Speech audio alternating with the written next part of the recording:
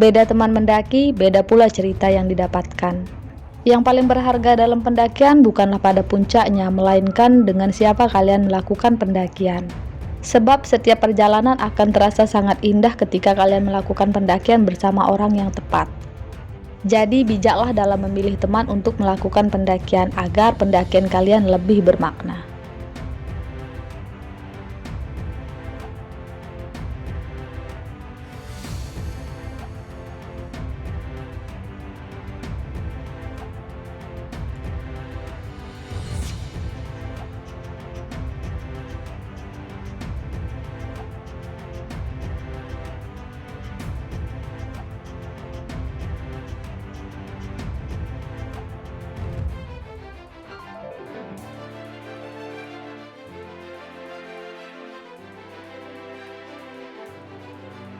Assalamualaikum warahmatullahi wabarakatuh. Halo semuanya, jadi ceritanya hari ini saya mau melanjutkan perjalanan dari Segara Anak menuju Torean. Jadi ini adalah hari ketiga saya di Gunung Rinjani. Jadi dari Segara Anak itu kita akan melakukan perjalanan menuju area camping yang ada di sekitaran Torean. Rencananya kami akan berkemah di Kebon Jeruk.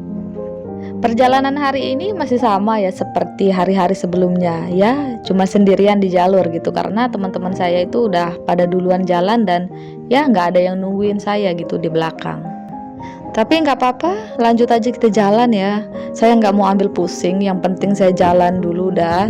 Atau juga saya udah pernah ke Gunung Rinjani ini, jadi ya saya cukup lumayan tahu lah jalurnya yang mana gitu. Kalau dibilang kesepian ya jujur saya kesepian, secara saya ini kan sendirian gitu ya, kalau ada teman-teman yang lain atau pendaki yang lain yang menyapa gitu. Tapi kembali lagi karena mereka itu bukan rombongan saya ya nggak terlalu ngobrol gitulah. Jalur pendakian dari Segara Anak menuju Torean ini sangat-sangat jauh ya teman-teman. Ini jalurnya itu sangat panjang, memakan waktu sekitar 1 hari penuh. Di pendakian sebelumnya itu dulu saya campingnya di Goa Susu, kemudian kami berangkat menuju Toreannya itu sekitar jam 9 dan kami sampai di Torean itu sekitar jam 6 sore gitu. Dan pada pendakian hari ini itu agak berbeda ya, kami berangkat dari Segara Anak itu udah jam 1 siang. Jadi ini di jalur itu siang-siangan karena kan memang nanti tujuannya itu mau camping di Kebon Jeruk. Menurut saya perjalanan kali ini tuh cukup tergesa-gesa ya, karena ya gitu kita itu kayak ngejar-ngejar waktu gitu. Jadi hari pertama kita harus ngecamp di sini, hari kedua ngecamp di sini, hari ketiga ngecamp di sini gitu. Jadinya kesannya itu terburu-buru sih menurut saya. Tapi kembali lagi ini kan saya perginya bersama rombongan yang cukup banyak, jadi kita itu harus menurunkan ego ya. Jadi nggak mungkin kita hanya mementingkan pemikiran kita sendiri aja gitu, melainkan harus mendengarkan pendapat-pendapat dari teman-teman yang lainnya. Nah itu dia tuh Gua Susu yang saya maksud. Jadi di bawah itu area camping ground juga, di sana itu ada air terjun air panasnya juga. Nah sekarang setelah ini saya mau ke sana ya, saya tunjukin ke teman-teman bahwa di sana itu ada loh area camping yang bisa kalian gunakan untuk berkemah. Di perjalanan menuju Gua Susu ini juga sudah ada kolam-kolam air panas. Ini air panas ya, jadi ini kalau kalian celupkan kaki atau tangan itu rasanya hangat. Ini bahkan kelihatan banget itu airnya nyembur-nyembur gitu loh. Berendam di air panas ini menjadi salah satu alternatif relaksasi ya teman-teman. Jadi kalau misalkan kalian itu merasa agak lelah gitu ya nggak apa-apa lah kalian berendam dulu sebentar gitu di air panasnya. Dan ini dia jalanan yang menuju Gua Susunya. Di sini udah ada sih petunjuk arahnya, ada plakat yang menunjukkan bahwa ini loh yang menuju Gua Susu gitu. Jadi langsung aja dah kita gas menuju Gua Susunya. Gua Susu ini sendiri merupakan salah satu tempat yang sakral ya teman-teman. Jadi ketika kalian di sini itu tolonglah ya jaga adab dan sikapnya ya. Gua Susu ini sendiri dipercaya bisa menyembuhkan berbagai macam penyakit ya. Jadi tidak heran bahwa di sini itu banyak sekali orang-orang yang sedang melakukan pengobatan lah ya. Sama sih seperti di Segara Anak. Jadi kalau kalian mau berobat gitu ada 2 lokasi yang bisa kalian pilih, yaitu Gua Susu sama di Segara Anak. Nah ini dia nih air terjunnya. Jadi tadi saya itu pas video dari atas tuh videonya dari atas air terjunnya, dan sekarang saya udah di bawah. Nah ini kalian lihat sendiri nih airnya itu kayak ada apa namanya itu embun-embun atau asap-asapnya gitulah. Pengakuan dari beberapa pendaki, air yang ada di Gua Susu ini katanya lebih panas sih. Tapi saya sendiri belum pernah coba ya. Walaupun saya udah beberapa kali ke Gunung Rinjani, tapi saya belum pernah mandi di air panasnya, cuman rendam-rendam kaki aja biasanya. Alasan saya nggak mandi ya karena ribet gitu. Secara ini saya kan cewek gitu, ya banyaklah baju-baju yang basah, nanti jadinya ya keril kita jadi tambah berat gitu. Jadinya saya males dah tuh mandi. Di Gua Susu ini juga terdapat air tawarnya ya, jadi nggak usah khawatir ketika kalian berkemah di sini. Ya semuanya ya bisa dibilang udah terjamin lah, ada air panas, ada juga air tawarnya yang bisa kalian konsumsi. Di sini terdapat juga kolam-kolam kecil untuk kalian berendam-rendam kaki atau misalkan mau cuci piring atau cuci peralatan yang lainnya. Menurut saya Gua Susu ini menjadi salah satu camping ground yang cukup nyaman ya setelah Segara Anak. Di Gua Susu ini kalian akan menemukan banyak sekali kain-kain putih ya, dan itu kain-kain putihnya kalau kalian mau mandi itu kalian pakai kain putih itu, kalian nggak boleh pakai pakaian yang kalian bawa. Konon katanya pakaian yang kalian pakai mandi di Gua Susu ataupun di Segara Anak ini nggak boleh kalian bawa pulang kalau tujuannya itu untuk berobat. Jadi penyakitnya ikut pulang gitu, atau kembali lah. Sehingga diharuskan kalian itu menggunakan kain putih untuk mandi di sini, dan kain putihnya itu ya ditinggalkan, bukan dibawa pulang. Tapi kalau cuma sekedar mandi-mandi biasa nggak apa-apa sih, karena kan kembali lagi ke tujuannya gitu. Kalau tujuannya untuk berobat ya nggak boleh dibawa pulang, tapi kalau tujuannya cuma mandi biasa ya kalian bawa pulang sih. Masa iya pakaian kalian jadi sampah di sini? Kan yang diutamakan dan diharuskan itu cuma pakai kain putih, bukan baju warna-warni. Tapi jujur li di sini itu vibes-nya itu agak berbeda ya teman-teman. Jadi dulu pas saya berkemah di sini itu agak lain gitu loh. Suasana ataupun hawa yang ada di sini itu beda. Jadi cerita sedikit ya, dulu kami itu cuman berempat ya, saya sendirian cewek dan 3 teman saya yang cowok. Jadi kami kan memutuskan untuk berkemah di Gua Susu ini. Alhasil kami pun sampai di Gua Susu ini, tapi pas kami sampai di sini nggak tahu entah dari mana kabut itu berdatangan dan menutupi Gua Susu ini. Alhasil kami nggak bisa lihat apa-apa yang ada di sekitar kami. Kami hanya bisa melihat ya sesama kami aja gitu, cuman 4 orang itu aja. Dan jujur kami sangat takut. Ya gimana nggak takut ya, kan nggak ada apa-apa yang kami bisa lihat gitu. Kami nggak bisa lihat orang yang ada di jalur ataupun apa gitu. Kami hanya bisa mendengar ada beberapa pendaki yang sedang jalan lah naik turun gitu. Tapi di sini kami itu tidak menggubris atau tidak menceritakan langsung apa yang kami rasakan. Kami ceritanya setelah pulang. Tapi sebenarnya bukan cuma kami berempat aja. Setelah kabut itu hilang, banyak banget orang yang datang, entah dari mana pendaki-pendakinya datang, pokoknya banyak dah. Dan ya kami pun merasa aman dah tuh. Oke, lanjut lagi, kita melanjutkan perjalanan yang menuju kebun jeruknya. Ini saya lagi ngobrol-ngobrol gitu sama para porternya ini. Wah, perjuangan banget sih porter-porter Rinjani ini, ngeri. Nah, ini tangga-tangganya ini dulu itu cuman kayu biasa ya, dan kayunya itu udah agak lapuk, dan ini saya lihat itu ada perubahan ya. Jadi tangganya itu udah diganti sama tangga besi.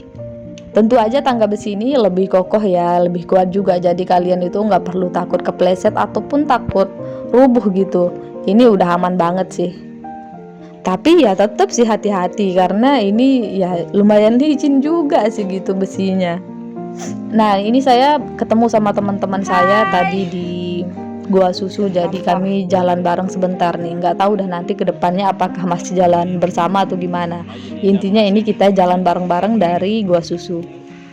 Saya itu kalau ketemu sama mereka ini saya usahakan untuk jalan bareng ya, karena jujur ini kan rombongan saya gitu, dan saya sangat senang ketika mereka ada di sekitar saya, karena yang kenal saya itu ya mereka gitu. Saya nggak tahu kenapa dan apa alasannya saya ini selalu ditinggal ya, karena jujur saya ini memang jalannya lambat. Saya udah bilang saya ini jalannya lambat. Tapi dari awal perjalanan setelah saya ditinggal itu saya udah aja sih. Jadi saya nggak mungkin mengandalkan mereka ya, karena setiap saya ketemu sama mereka dan minta istirahat itu jarang banget sih dituruti. Jadinya ya alhasil kebanyakan kalian lihat saya itu di jalur sendirian. Jadi ini bisa dibilang saya yang jadi sweepernya ya, karena saya jalannya yang paling belakang. Saya yang menyapu teman-teman yang lainnya. Pokoknya nggak ada yang ketinggalan dah kalau saya yang paling belakang. Pemandangan yang bisa kalian nikmati dari jalur Torean ini sangat-sangat indah teman-teman. Jadi kalau kalian ke Gunung Rinjani terus kalian gak lewat sini, wah rugi banget sih. Apalagi kalau lagi musim hujan, wah itu jalur Torean itu indah banget kalau musim hujan atau pas lagi hijau lah gitu rumput-rumputnya. Terus kalau lagi masih musim hujan atau air tersedia banyak, itu banyak sekali air-air terjun yang bisa kalian nikmati dari jalur pendakian ini. Jadi nggak heran sih kalau jalur Torean ini menjadi salah satu jalur favorit para pendaki. Berhubung ini udah hari ketiga, jadinya ini muka-muka kelelahan ini udah mulai kelihatan dah ini. Ya udahlah, abaikan sajalah muka saya yang kelelahan lemah lesu ini. Walaupun lemah lesu tetap aja lanjut. Karena ini sebenarnya jarak dari sini sampai ke kebun jeruk itu masih lumayan jauh ya, dan targetnya itu kita sampai di kebun jeruknya itu sebelum malam. Takutnya nanti area camp itu udah pada penuh gitu. Jadi kita usahakan untuk sampai secepat mungkin. Sesekali kami pun foto-foto dah nih di jalur pendakian, karena seperti yang saya bilang tadi, sia-sia dah kalau kalian nggak foto atau buat video. Ini pemandangannya bagus banget, walaupun ini udah mulai turun kabut gitu, tapi tetap aja pemandangannya ini bagus. Nah kan ini dah kalian lihat sendiri dah, ini pemandangannya bagus, cakep weh. Ini HP saya aja yang kayak gini, coba pakai kamera yang bagus ini maksimal banget sih pemandangan yang bisa kita ambil ini videonya. Semoga aja nanti kedepannya punya kamera atau HP yang lebih bagus untuk ngerekam momen pendakian, karena jujur ini HP-nya HP ala-ala. Nah itu tuh di sebelah kanan itu salah satu air terjun yang ada di jalur Torean. Terus nanti ada juga sih air terjun yang lainnya. Nah ini saya lagi turun tangga lagi, ini tangga selanjutnya. Ada juga sih alternatif lain, ini ada tali, kalau misalkan kalian mau pakai tali bisa, mau pakai tangga bisa, tapi lebih aman pakai tangga sih. Hari ini memang agak sepi ya teman-teman, karena kan memang kami kemarin mengawali pendakiannya itu di hari kerja bukan di hari libur, jadi wajar aja sih kalau di jalur pendakian ini agak sepi. Jadi ya hanya beberapa pendaki aja sih yang kita temui gitu. Ini kabutnya udah mulai turun, jadi agak gelap gitu kelihatannya. Sebenarnya ini masih sore sih, hanya saja ini kan kabutnya yang menyelimuti langit gitu, jadinya kelihatannya udah agak gelap. Setelah begitu lama jalan, akhirnya sekarang saya udah mau sampai di Koko Putih nih, atau di Kali Putih. Nah itu tuh di bawahnya itu Kali Putih. Dan ini dia nih jalur yang biasanya kalian lihat di video orang-orang itu yang ekstrim banget itu.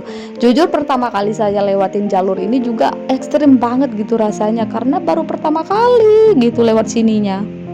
Tapi kedua kalinya ini nggak ada harga dirinya, biasa aja gitu saya lewatinnya. Nah itu juga ada air terjunnya di sebelah sana, di sebelah kanan. Jadi pas saya lewatin tali-tali yang tadi itu, saya itu agak nyengir sendiri ya. Dulu pas pertama kali itu wah dramatis banget, dan saya itu sampai bergelantung-gelantungan gitu, sampai divideoin sama teman saya. Tapi pas kedua kalinya ya biasa aja gitu. Ya udahlah, nggak apa-apa lah, saya nyengir-nyengir sendiri gitu kan, ketawa ngelihat diri sendiri. Nah ini sekarang saya udah di bawah, saya mau nyebrang dulu. Ini Kali Putihnya atau Koko Putih ini itu terlihat putih karena itu kandungan belerang yang menempel pada batu-batuan gitu, sehingga dia itu batu-batuannya itu berwarna putih. Dan ini air belerang ini nggak boleh kalian konsumsi ya teman-teman. Ini belerang itu berbahaya bagi tubuh ya, apalagi dikonsumsi dalam jumlah banyak. Tapi kalau lagi darurat banget ya boleh sih kalian minum seteguk dua teguk gitu. Nanti di jalur selanjutnya itu ada air tawar. Jadi kalau dia air tawar itu kalinya itu akan berwarna hitam, atau batu-batunya itu nggak ada yang putih kayak gini, dia akan berwarna hitam gitu yang jadi pembedanya. Nah di sini saya ditunggu sama beberapa teman saya juga nih, jadi kita istirahat dulu sebentar di sini sebelum melanjutkan perjalanan. Ya sambilan foto-foto gitulah, mereka ini lagi foto-foto sama ngambil video gitu juga. Setelah selesai ambil foto, kami pun lanjutkan perjalanan lagi nih melewati Koko Putihnya atau Kali Putihnya itu. Di sini itu nggak ada petunjuk arah ya teman-teman. Di jalur pendakian ini bisa dibilang itu sangat minim petunjuk arah ya. Usahakan kalau kalian ke Gunung Rinjani itu atau ke gunung yang minim petunjuk arahnya itu harus bersama orang yang udah pernah kesini ya. Bisa-bisa nanti kalian itu nyasar kalau salah-salah. Apalagi di kali-kali yang kayak gini itu nggak ada petunjuk arahnya. Di jalur yang menuju Segara Anak juga gitu, di kali-kali itu nggak ada petunjuk arahnya. Jadi kalau misalkan kita itu nggak tahu arah ya nyasar. Kali Putih ini kalau dia itu lagi hijau bagus banget sih pemandangannya juga di sini. Jadi perbukitan yang ada di sekitarnya itu terlihat hijau ditemani dengan aliran kali yang berwarna putih. Wah, pokoknya cakep banget dah. Kalian harus coba sih ke sini. Nah, ini sekarang saya udah sampai di Kali Putihnya, di jembatan kayunya. Dulu jembatan kayu ini nggak ada talinya, tapi sekarang udah ada tali tempat untuk berpegangan.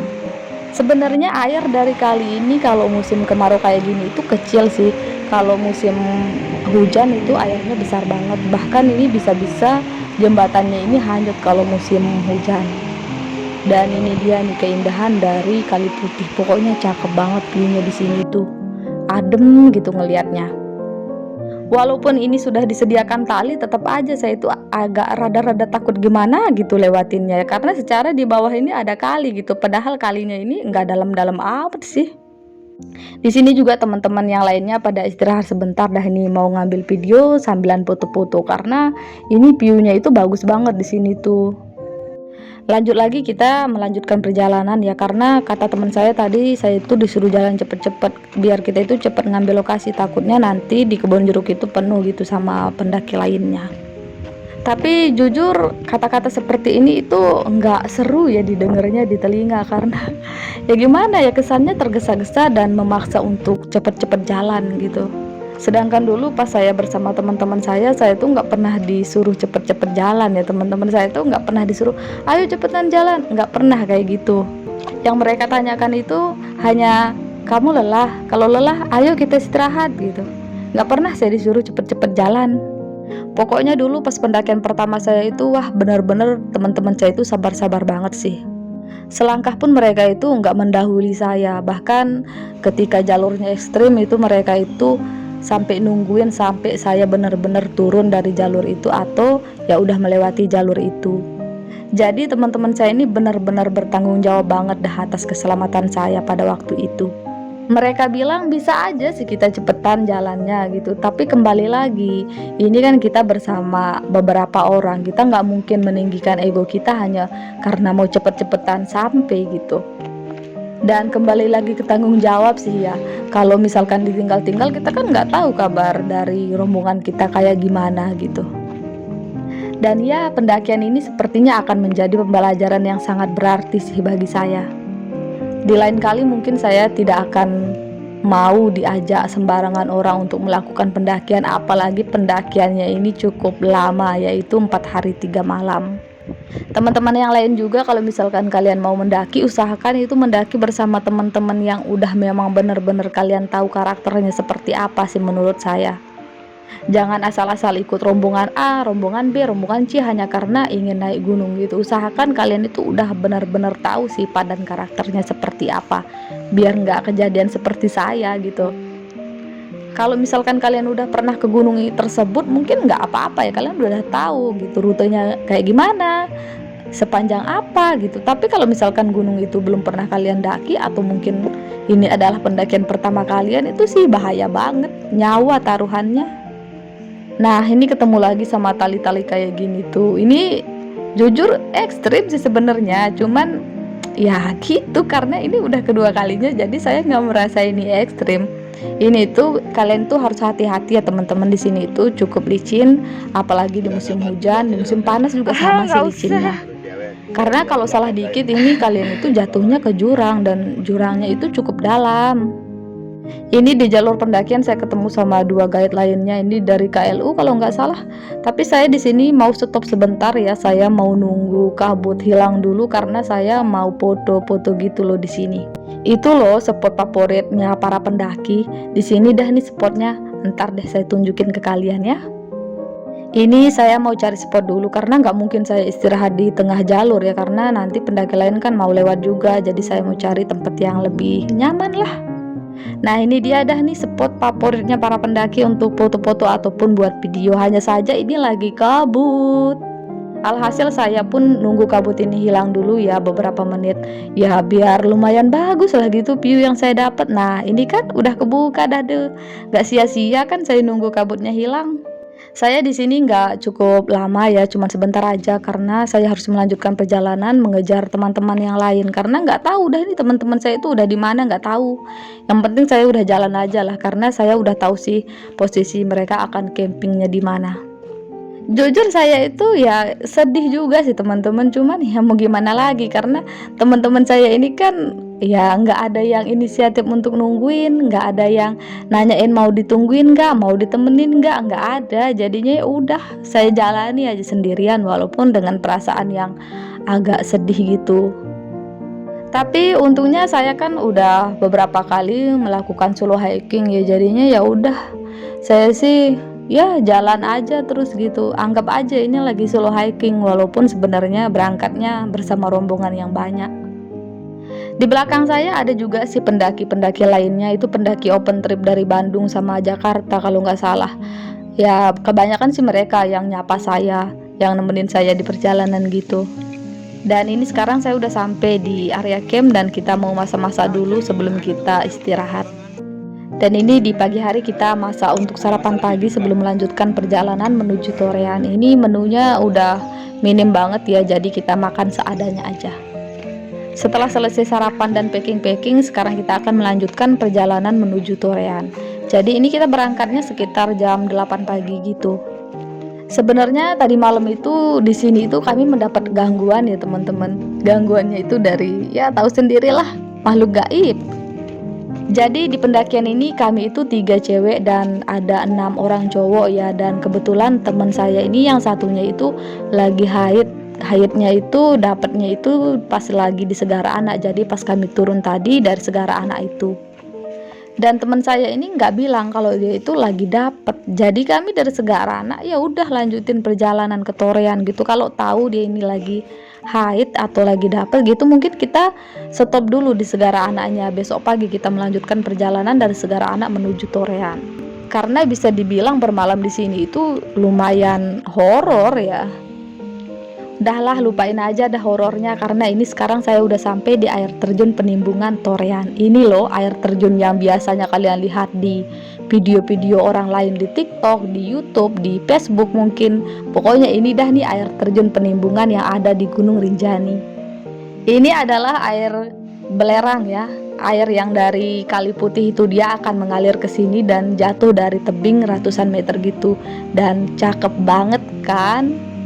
Apalagi kalau dia lagi hijau ini, wah tambah cakep dah pemandangannya. Pokoknya kalau kalian itu naik Gunung Rinjani, wajib kalian itu harus lewat jalur Torean ini.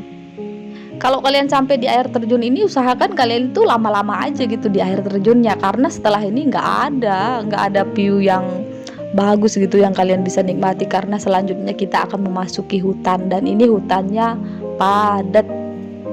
Dan itu alasan teman-teman yang lain ini ngecamp di kebun jeruk. Kalau kita misalkan melanjutkan perjalanan, takutnya nanti kita itu kemalaman di hutan ini. Dan you know lah, kalau di hutan selebat ini itu angker, agak-agak serem gitu udah kita melanjutkan perjalanan. Terlebih lagi kami itu rombongannya ada beberapa orang yang masih baru pertama kali naik Gunung Rinjani gitu. Jadi mungkin teman-teman yang lain itu nggak mau ambil resiko, jangan sampai kita itu tersesat atau gimana gitu kan ya. Jadinya kami memutuskan untuk camping di kebun jeruk biar nggak kemalaman di hutan ini. Kalau dulu saya sama teman-teman yang lain itu berangkat dari Gua Susu itu sekitar jam 9 siang dan kami nggak kemalaman sih sebenarnya. Kami bisa sampai di jalur Torean atau di parkiran itu sekitar jam 6 malam gitu. Jadi belum sampai kemalaman di hutan ini. Tapi kembali lagi kita ini kan biar mengurangi resiko lah ya, makanya kita itu memutuskan untuk ngecamp juga di sini. Lagi-lagi di sini saya udah sendirian aja nih. Jadi teman-teman saya tuh udah nggak tahu kemana. Jadinya saya sendirian ini melanjutkan perjalanan menelusuri hutan. Tapi ada juga sih pendaki bule kayaknya di belakang, nanti mungkin saya akan bersama mereka juga. Saya usahakan untuk ya adalah gitu teman saya di jalan, karena jujur ini itu full hutan yang akan kita lewati. Nah kan ini kalian lihat sendiri dah, ini di sekeliling itu sepi banget kan. Ini saya sengaja memelankan langkah kaki ya, karena tujuannya itu biar saya itu bisa barengan sama pendaki bule yang lainnya sama guide-nya gitu. Hutan di Torean ini masih sangat asri ya teman-teman. Pohon-pohonnya itu wah besar-besar banget, terus jenis-jenisnya itu pun beraneka ragam. Udah gitu burung-burung di sini tuh wah banyak banget kedengerannya berkicau. Ketika kalian udah masuk hutan ini, kalian tuh nggak akan merasa kepanasan ya teman-teman, karena ya pohon-pohonnya udah banyak banget gitu, besar-besar pula, jadi ya aman lah, nggak bakalan gosong deh kulit kalian. Usaha saya memelankan langkah kaki ternyata nggak sia-sia ya. Saya ketemu nih sama target saya, yaitu dua pendaki bule lainnya bersama guide-nya. Jadi ini saya akan berjalan bersama dah ini sama mereka. Saya ikuti mereka dari belakang gitu sama guide-nya. Ya lumayan lah, nggak sepi-sepi amat kan gitu di jalur pendakian. Karena kalau saya mau cari teman saya yang lainnya, saya nggak tahu mereka udah sampai mana. Mungkin mereka udah sampai di tempat check out gitu, nggak tahu juga sih. Jadinya saya memutuskan untuk ya bergabung sama pendaki lainnya, biar ya adalah sama-sama ngobrol, walaupun sebenarnya saya nggak ngerti juga sih apa yang mereka omongkan gitu. Yang terpenting adalah pendaki lain yang saya lihat di sekeliling saya gitu. Jadinya ya pikiran nggak was-was juga. Tapi jalan sama pendaki luar ini juga nggak kalah seru kok teman-teman, karena tingkat kepedulian mereka ini juga sangat tinggi. Jadi kalau misalkan kita itu kenapa-napa, mereka itu langsung nanyain, kamu baik-baik aja nggak, kamu kenapa gitu. Jadinya ya seru aja gitu, dapat teman baru walaupun nggak ngerti bahasanya. Di jalur pendakian ini saya ngisi air juga nih sama guide-nya, karena kebetulan air saya juga udah mulai sedikit. Jadi di jalur Torean ini banyak sekali ya mata-mata air yang bisa kalian manfaatkan untuk menambah air ataupun ya mengambil air untuk persediaan perjalanan kalian. Dan ya saya pun jalan sama pendaki bule ini sampai di base camp. Dan ini saya udah sampai base campnya, saya mau check out dulu. Sebenarnya ini bukan check outnya yang dulu ya, ini tempat check out yang baru atau base camp yang baru. Jadi dia ini di Biris Nangka tempatnya, lumayan jauh sih dari tempat parkir. Jadi dari sini itu kalian itu harus jalan kaki lagi sekitar 1-2 jam baru sampai di parkirannya. Ini saya jalannya sendirian lagi karena bule-bule itu istirahat di base camp. Dia itu udah disiapin makanan gitu sama porternya. Jadi mereka ya diam dulu dah di sana, sedangkan saya ya lanjut karena nggak ada yang sediain makanan, boro-boro ada yang sediain makanan. Rombongan aja udah nggak tahu kemana. Di sini juga hutannya itu sangat-sangat lebat ya teman-teman, dan cukup horor gitu loh suasananya di sini itu. Jadi bisa dibilang ya was-was sih saya sebenarnya, tapi ya udahlah saya tepis, saya nggak peduli mau was-was kayak enggak, kayak jalan aja terus. Alhasil sekarang saya udah sampai nih di pangkalan ojek. Jadi kalau misalkan kalian itu udah capek atau males jalan, kalian bisa pakai ojek dari sini, itu tarifnya 50.000. Ini kalau masih pagi atau masih terang. Kalau misalkan udah malam itu naik jadi 75.000. Tapi kalau untuk kaum mendang-mending kayak saya sih milih jalan kaki daripada ngojek. Soalnya jalurnya ini udah melewati kebun-kebun warga sama rumah-rumah warga gitu, nggak ada jalur yang terjal atau gimana ya, jadi tinggal jalan aja gitu.